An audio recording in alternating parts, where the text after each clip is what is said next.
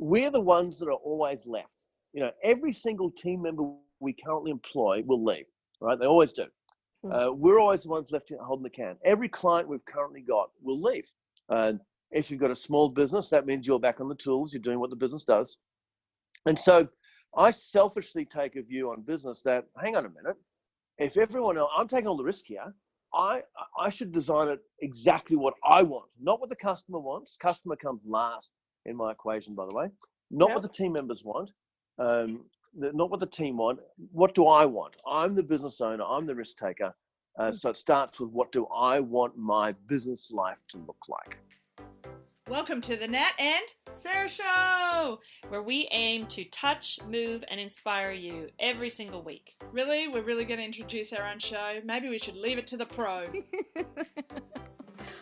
Oh my gosh. Okay. 1 second, ladies. Here we go. Sarah Maxwell and Natalie Cook are experts in visualization and deliberate use of the law of attraction. As dynamic world athletes representing Canada and Australia in beach volleyball, they honed in on achievement at the highest level. Winning an Olympic gold medal on her home beach of Bondi is a pinnacle example. Their powerful techniques transmute the spiritual to the tangible, allowing thousands of their community members to bring their vision boards to life. Recently, they've taken their expertise on the road as the full-time family, where they inspire, coach, and lead people to create their unique, deliberate family life using a simplified 3-step process. Welcome to the Nat and Sarah Show. Join us for twice-weekly episodes. Each week, Nat and Sarah will teach us how to deliberately create results in all areas of life using their unique 3-step process.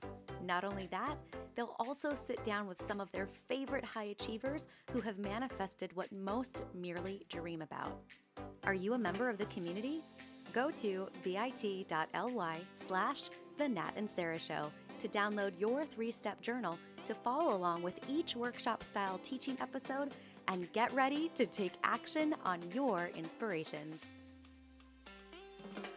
Hey dreamers! We continue the conversation today with one of those dynamic men who walks into a room and sparks it to life. I guess it helps when you can walk in saying, I'm ride 293 on Virgin Galactic's mission to space, and I ran the London Marathon with Richard Branson. That's just the kind of guy this man really is. Quoted as saying that he has brought more than 7 startups to life. Thank goodness he serves on the Young Entrepreneurs Association, inspiring up-and-coming entrepreneurialism. It occurs to Nat and I that he has a Midas touch. And I'm here to explore a little more into what that's all about and how he actually can manifest. Nat and I so appreciate you, Rob, for making time to share with our growing community some of what you've learned over the years. So thank you. I appreciate you for that. So in a previous episode of the Nat and Sarah Show, we've really been getting into this idea of creating your own story and how it allowed Nat to go from bronze to gold when she never really traveled that course before. And I'd love that conversation to continue with you, Rob, as you represent someone who constantly seems to be forging new ground and creating things into existence. So if you would, Robert, can you paint the picture of a young guy? Robert, does anyone call you that? Can you paint the picture of a young guy from Dubbo, Australia? Many of our community won't even know where that is. But from that little town, you created a whole new story and structure for accounting practice. And where does that courage even come from to do something like that? Well, it's great to be here, Sarah. When you were saying about the 293 number on Virgin Galactic, I was reminiscing the very first night that all of us met at a dinner party. And we were talking about that. And I said, well, I've got a ticket into space, and I'm number 293 on Virgin Galactic. And Nat says, well, have you got one of these? And pulls out a gold medal, right? And then if you do recall, Nat said, when you go to space, I want you to take my gold medal. And I said, I'm not taking your gold medal to space. I'm taking the phone so I can do a telecast or a webinar or something from it. Yeah. Oh, I knew you'd be instant friends in that moment because I thought, this guy is a showstopper. And so Nat, the way you silenced Nat was the best thing that ever happened to my relationship. There you go. Well, oh my gosh. I'm going to stand outside a bit so I can do this. I'm actually in Whistler in the snow. So it's actually quite brisk out here, but it's good and energizing. So you want to know the story about Dubbo and how all this came to be by the sound of Sarah? I do. Like this, people have to know where you come from, Rob. I reckon that just kind of forges a picture of how amazing what you've achieved so far really is. So a quick backstory about the Dubbo bit. I had no choice in the matter, but I grew up in Dubbo. So Dubbo, Australia, is literally in the outback for our North American friends, town of 35,000 people. And I was very privileged to get into business development and personal development material at the age of 17. And so that was the start of it, where I left school at 16. So there's really no formal education there, but I got a business education via back then tapes and books and VHS videos and manuals and newsletters. So this is pre-internet, and I just started devouring material, from all over the world. I just couldn't get enough of it. Read hundreds and hundreds of business books, hundreds and hundreds of personal development books. I don't know how many hundreds of thousands of dollars I've spent on my personal education, still do today, 30 years later after discovering that. And so that's how the basis started of marketing. And then what happened in Dubbo, my wife's business, and she's Natalie as well, her business got sold and the family business got sold. So I was literally out of a job. And so I decided to become a marketing consultant in Dubbo. Had no idea what I was doing at the age of 24. And so as you do with all this marketing education for 7 years, let's put this to play and let's help some others. So then some seminars kicked in. I did a series of seminars in Dubbo, bad place to do seminars, let me tell you. And then one day an accountant turned up, and I was going broke a million miles an hour running these seminars, didn't know what I was doing, didn't know the model of seminars. And he turned up and he said, "This is awesome." And there was 8 people at the pub. This is how bad this was, right? It was so bad. 8 people at the pub. And he said, "Will you come to my town and do this for my clients?" I said, "Absolutely." His name was Ellis Ryan. And so his town was even smaller than where I grew up, which is a place called Coonamble. And Coonamble is a 3,000 person, 2 accountants town. And I said, "Here's how it's going to work." So with my marketing background, I designed a little campaign by direct mail, lumpy mail, and 56 people turned up to the Coonamble RSL club, the services club, right? I made a profit of $2,500. It was May 20th, 1994. And I thought, wow, these accountants are amazing. They can fill a room, which I could not. And so that day, I didn't know it at the time, on May 29, 94, so I come 25 years now, I dedicated, since that day, 100% of my energies to accountants. So that journey has, started as a few seminars. Then I took a job. I got headhunted for a job to work with a business that was going global and help grow that business as an employee. And that was amazing. Spent 6 years traveling the world, working with accountants as a speaker, as a trainer, as a helping this business grow as well in the marketing and management sense. And so, so fast forward nearly 25 years, and around just under 200,000 accountants I've educated. I've done work physical work in 18 countries with accountants, but I understand products and things. Have been in like 40 or 50 countries. I'm not exactly sure. Books go all over the world. Authored 3 books.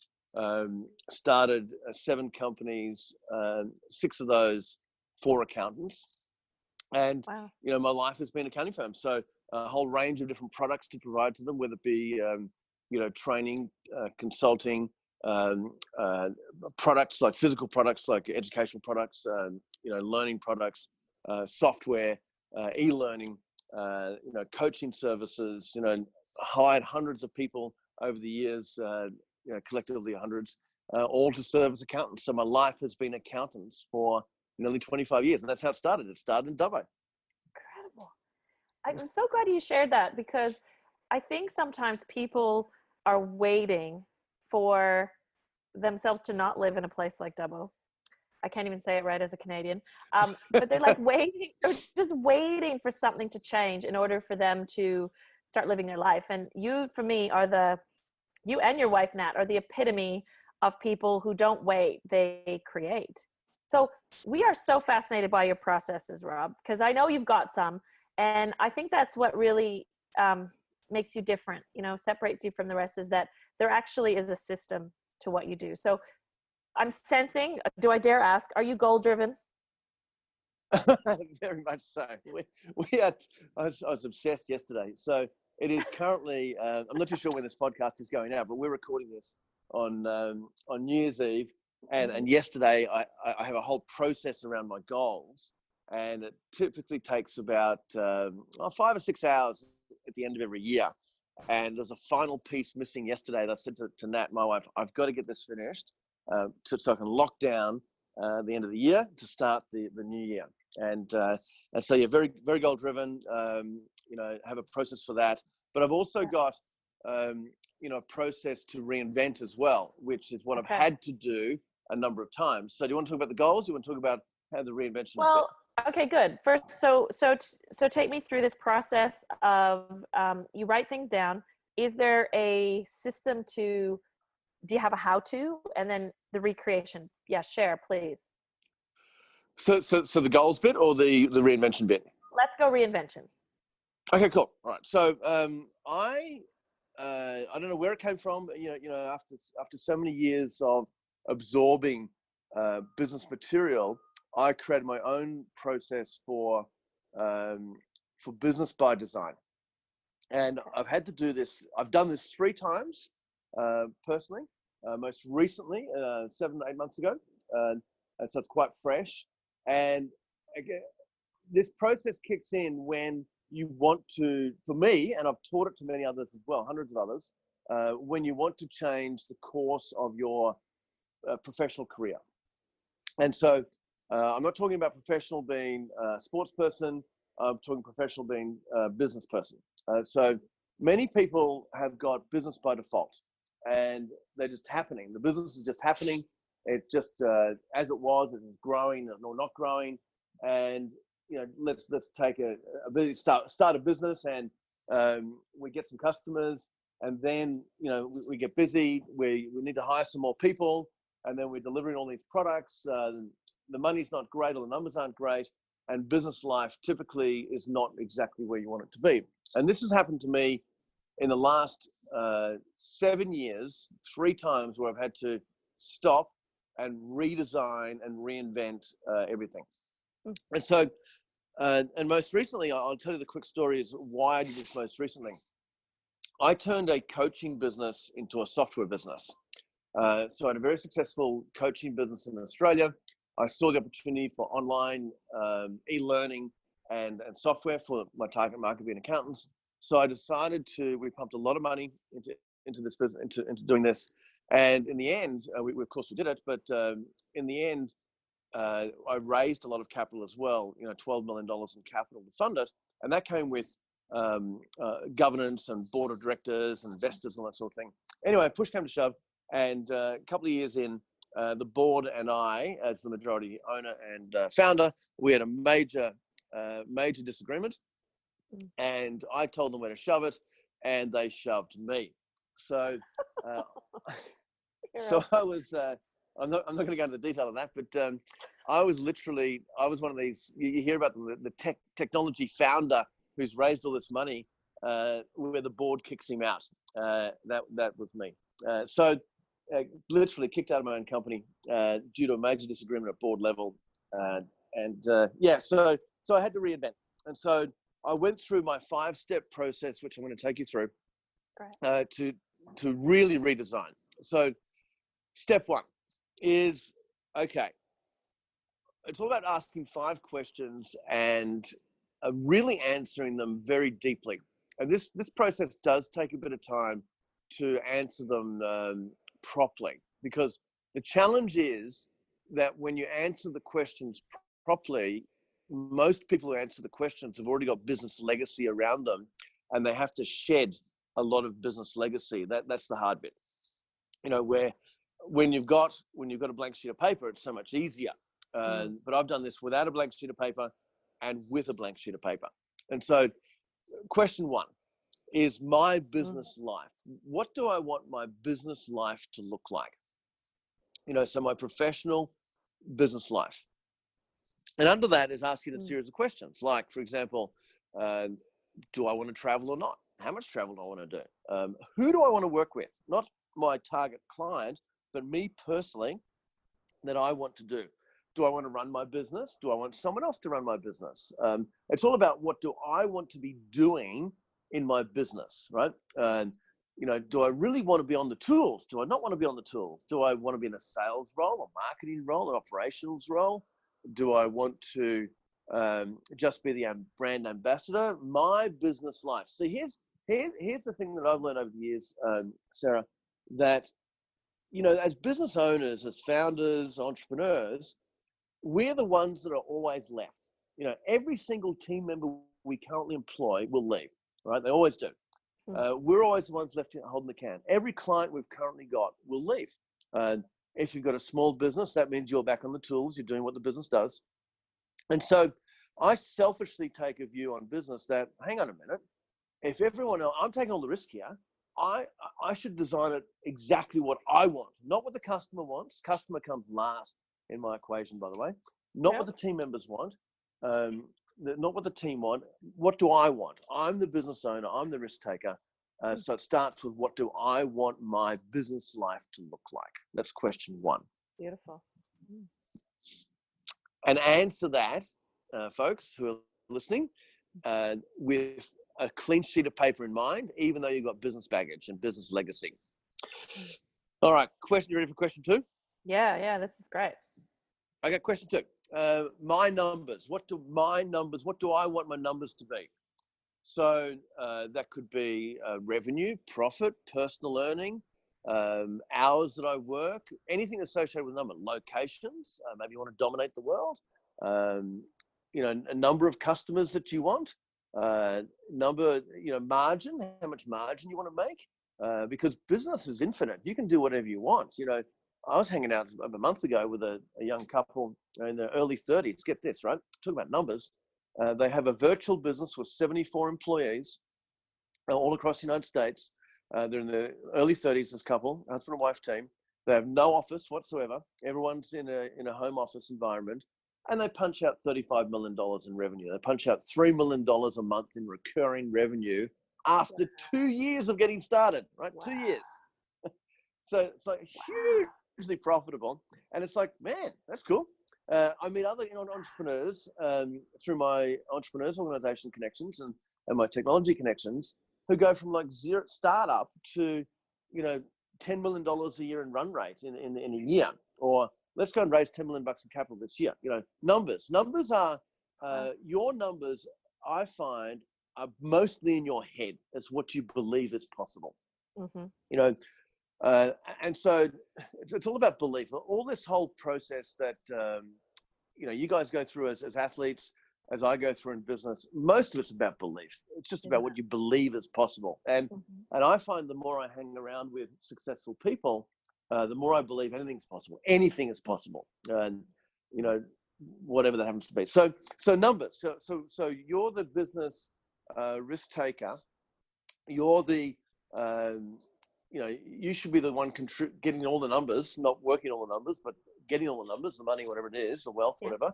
And I believe business should create wealth for you, not suck life out of you, which mostly it does.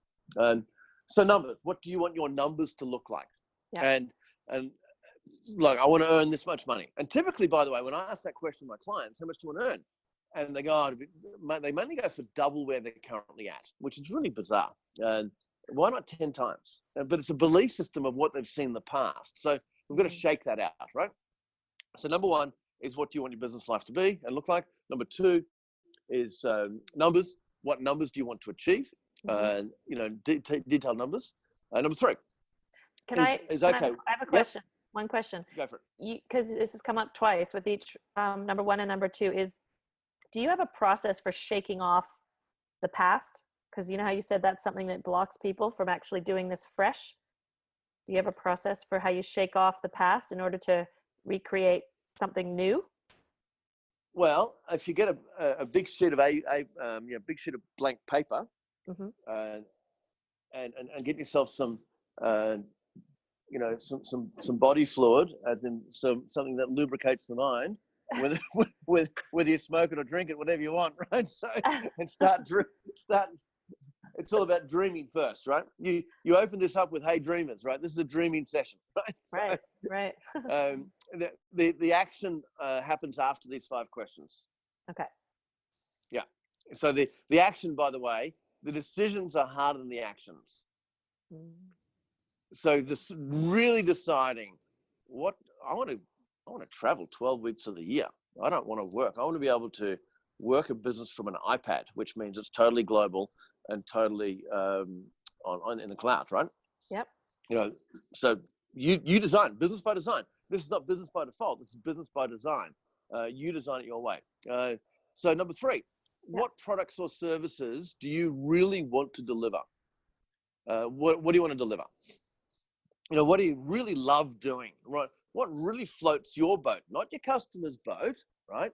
Forget your customers for the time being. What do you really love? What are you passionate about delivering, whether it be a service or a product? What are you passionate about making? What do you just love creating, right? Products and services. It may not be what you've already got. It may be something completely different. But what is it that really floats your boat on your product and or service or services and products? That's number 3. And less, by the way, that. People are going to hate me for interrupting you, but you're too interesting to let you go. So in a TEDx talk in Noosa, you spoke about walking away from a company that you were the number 1 shareholder in because you recognized that wasn't the vehicle for you. That's not what was floating your boat. So correct. What gives you the confidence? So clearly we're talking about shedding and creating here, but what gave you the confidence to swiftly change course like that and actually follow through? Well, that particular discussion, that TEDx talk was, that was just after, that was a few years after. Yeah. I walked out of my own company. I literally walked out. I wasn't booted out. I walked out because it was a boring company with boring people and boring product, right? It wasn't exciting at all. So I actually did my wealth profile. Many people know Roger Hamilton's wealth dynamics profile and profile testing. And so I did that. And the next day I walked out of my company because it was so impactful for me to go, I'm in the wrong business for me. Right. So yeah, that, and you got to have guts. Like all of this, by the way, this whole thing, business takes guts, being an athlete takes guts and courage, belief, courage, guts, confidence, whatever you want to call it. It's all the same sort of place in your body where it comes from, wherever that is. That's the essence of making these decisions, right? Sure. Okay. And you got to believe it. I know you're going to talk about decisions later, because that's this crux of all these things. Is it takes it from a living document, people answering these questions, to actually being their life. Yeah. So, and if you're serious about your business life, right? So our life is going to end. A mutual friend, a dear friend of mine, Dan DeParney, says people live like they're going to live forever. Just think about that. People live like they're going to live forever. It's not going to happen, right? History will tell us we're not going to live forever, right? Now, maybe we may in the future, who knows? But business. People run their business like it's going to go forever. Businesses don't go forever. So it's all short. So let's do it our way, right? So number 3 is products and services. What do you want to deliver? What really floats your boat? What are you passionate about? I really want to do this, right? Because the more passionate about what you're actually doing, the easier it is. If you're like that company I mentioned that was boring, it was dull, right? I wasn't passionate about it. And it would have come through. It would have come through in my enthusiasm. It would have come through in my marketing, my selling. Customers aren't excited about it. So, we've got to shake some things. Got it. So number 3, we list out. Okay, this is what I want to deliver. This is what we're really good at. What I really love doing. This is it. And short list as well. Less is more. Number 4, designing your culture and team. So, what makeup of people do you want? Like that business I mentioned, 74 people, they designed it that way because I spent the whole day with Alex and his wife. They designed it that way. They didn't want a culture in an office. They wanted a virtual culture. And they have an amazing culture, right? Do you want a culture where all your team in an offshore environment, in a location somewhere else in the world? You can do that these days. I do that, right? Do you want an office environment that's got a really hip, cool culture like the tech companies? You design it. You pen it out. This is what I want. This is what I want that's going to energize me. Right? Remember, this is all about you, the business owner, not about your team. We haven't even started hiring people yet, right? And if you've got people that we currently have, a really good, interesting test on culture is, would you enthusiastically rehire them, the ones you've got? Would you enthusiastically rehire them? And if there's, not too sure about that one, well, let's put their name down and let's do something about them, right? So 4 is about designing, what do I want my people makeup to be, regardless of what I've currently got, style and behavior of culture. And I've got a ton of stories around that, but we haven't got time. I've only got half an hour today. And number 5 is going to be clients or customers. Who is my absolute A-class ideal customer, my avatar of my customer, who's going to work with my team, right? Who's going to buy these products and services, who's going to pay my number, and so that I earn a great profit, so that, number 1, I have a great life. Customers come last. The client, the customer comes last. We go and find the ideal customer. We go and hunt them down. We market to them exactly who do you want around you, because life is short. We're going to have to deal with these people. So let's only have A-class customers. So similar to the test of the people of, would you enthusiastically rehire them with all of your customer or client base? Would you enthusiastically bring them on again? Let them be a customer. See, it's your business. So why not only have people around you who energize you? And because you're the benefactor of all of this, you're the risk taker of all of this, not people who drain you, not people who don't pay your bills on time, not people who are nasty people. You want customers, 100% A-class customers of a certain type and size, right? And so if you think about that, those 5 sequential steps: 1, your business life; 2, what do you want your numbers to be; 3, what do you want to sell and build or create or whatever, right? Products and services; 4, what do we need who do we need around us and what do they need to be? And then 5, who's going to pay for that? Who's actually going to work with us and my team, if you need a team, to actually, help me create a great life for me? That's the 5 steps. Okay, so when you've got, I can almost hear the resistance in some people to, you flip this on its head in terms of the motivator. The motivating factor is having a great life and the you.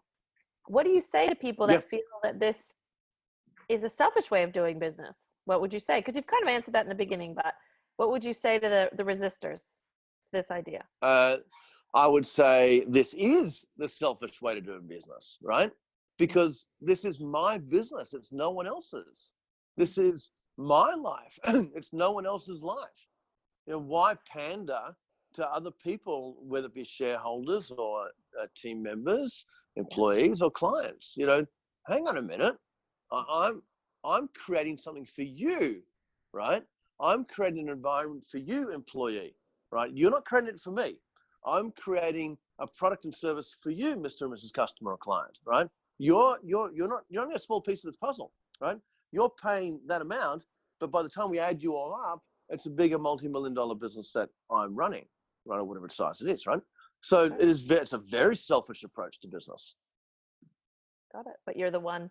Yeah, it's cool because in a way, because you've actually teased this out to the truth, it's always been you. Like you said, you're the one that's going to be there at the beginning and at the end, and you alone. And in a way, doing it the other way, pandering to a client or to your team, is almost out of alignment because it doesn't make sense. And I think that's where people find themselves a little lost with their business, because they start to pander to other people and then they don't understand why they're not happy. and why it's not, and then you get desperate, and then it gets all that yucky energy. Okay, but take me, so Rob, take this plan, because you've just executed it for yourself, and talk me through the decision-making process, the decisions that you have to make in relation to that plan, and how you turn it into action. Well, the decisions, if you stay true to those big 5 decisions right there, right? That's decision number 1. You've got to stay true to that. The sub-decisions of those are things like, right? This client needs to go, right? This customer needs to, I've just had enough of them, right? They're just a pain in my backside. They're rude, they're nasty, they don't appreciate us, you're fired. See, the sub-decisions of all this is where the courage comes into it, right? Right. Or this team member, it's time to go. Like, I need to free up your future. We need to find you someone else that where you are more appreciated, and it's better for you. We're gonna if you've got baggage, right? If you've got biggest business legacy, now we've got to make some decisions and take some action around all this. Or the next target customer you get, right? Who doesn't fit your profile, you've got to say no. See, a lot of this comes down to, you must have an abundance mentality. Yes. If you've got scarcity mentality, then you won't take the action that you really know you should take. But with an abundance mentality, an abundance far out, the world is so flat. Technology has flattened the thing. Well, here we are, on a Zoom call, doing a recording, which is going to be distributed to who knows how many people through a technology platform educating, over the next how many years, right? Previously, we'd have to have video conferencing material and, all this studio stuff. I'm doing this on my iPhone. It's like, technology gives us abundance because we can do business anywhere. We can jump on a Zoom call and do business across the world. Like, I just built a business from Australia in the United States, and built it to, well, put it this way. The profit is off the, I'm not even going to say the numbers, but the numbers are unbelievable and the best I've ever done, right? In 7 months flat, all via technology, in another country, right? So I built a business from Australia in the United States, whilst in Australia with technology. And so with abundance, if you've got an abundance mentality, not scarcity mentality, then you make the hard call, right? You say, sorry, Mr. Customer or target prospect, we're not right for you. Even before you sign them up, before you bring them on, this is not going to work for you. And so we make decisions. We have to execute, right? We execute with laser focus, right? Which I call lasercution. Execution with laser focus. I made that one up. Lasercution. I was just going to say lasercution. Lasercution one more. Okay, wait. So I'm getting lasercution. I am really getting this this theme that what you're saying is you're not attached to the way things are. You're more committed to the way you frame them or design them to be. Correct. So a lot of people are attached, Rob. What is the secret sauce in between, like that ability to let a customer go that doesn't fit the profile? Or like, what's that, give me that little in-between part that unhooks you from the way it's always been. So Jim Collins authored a book called Good to Great nearly 20 years ago, seminal business book. And it was a study of great businesses that used to be good, right? And one of the critical pieces in that book was you have to face the brutal facts, right? You have to face the brutal facts. So let's talk about some of those things, right? For example, let's talk about products and services. You may love a product or service, but no one wants to buy it, or it's got very low margins, right? Let's get rid of it. If it's not going to fly, it's not going to fly, right? Find the product or service that's got exceptionally high margins that people love and that you love. Go through your current product and service, list your laundry list often of product stock or inventory or, services. I go, what are the ones that really customers who I want to service want to buy and are prepared to pay for it? And let's face the brutal facts that some of these things they just don't like and they don't make any money. You look about numbers and you look at costs, right? I've very simplified my business life this year. Built into 7 figures, well into 7 figures in 7 months flat. And part of a simplification. Do I really need that fancy office? Do I really need, this expense? Face the brutal facts. Why am I holding on to this thing? It's just draining me. Because we live in a virtual world. We can do a hot desk at a WeWork all over the world if we choose to. We can work from a laptop in a backpack if we choose to. And why do I need this cost structure that's holding me to a desk? Why do the people need to be in my office? They can be in another country. We can go to a BPO and find as many people as we want. So facing the brutal facts is the real thing. You're right. I don't need this. Why am I doing this process? Why am I creating this thing? It comes down to that, I think.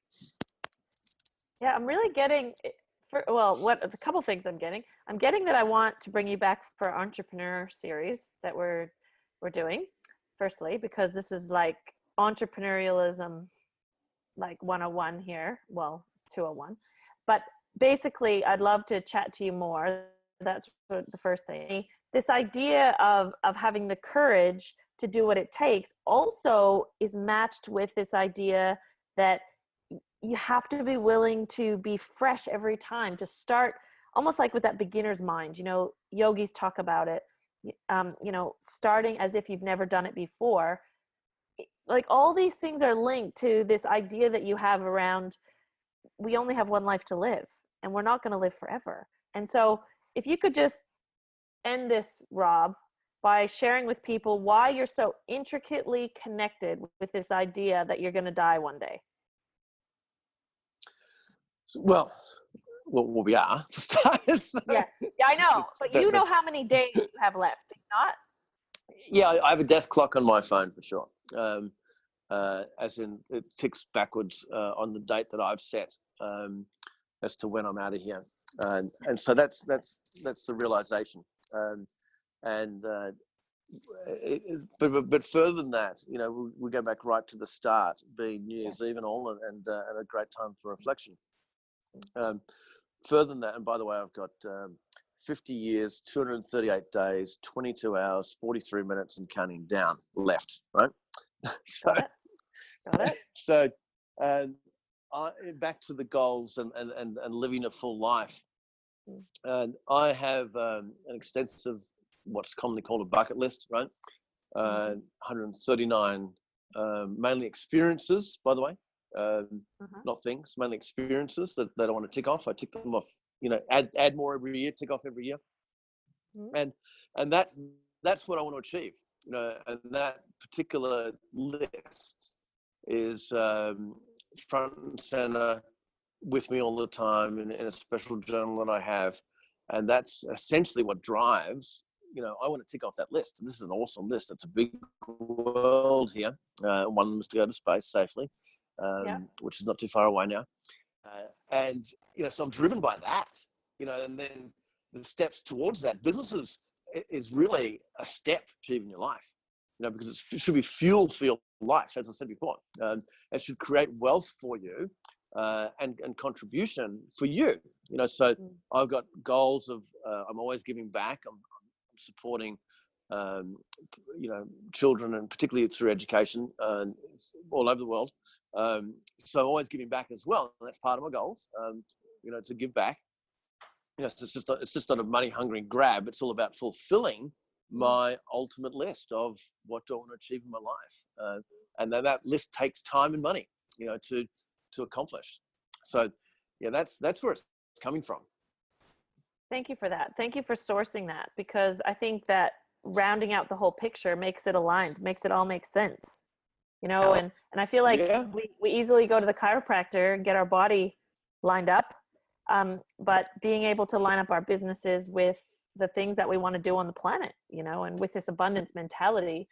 I feel like we've just opened it up, you know, it's just the beginning, but I just want to thank I just want to thank you for opening it up, because you've got me wanting to ask about 100 other questions. So if you're up for it, I might come knocking on your door, because imagine 2 months from now what you're going to create, because look what you've done in 7 months.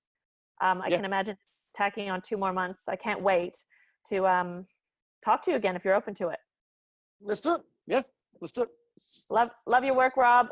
This is Rob Nixon coming to you from Whistler on New Year's Eve, rounding out 2018. Take care, my friend. Happy New Year, everyone. Happy New Year. See you, Sarah. Love you. Thank you so much for listening to the show. Don't forget to join the community at bit.ly/The Nat and Sarah Show to download your 3-step journal and participate in weekly lives found only in our private group. Hold on.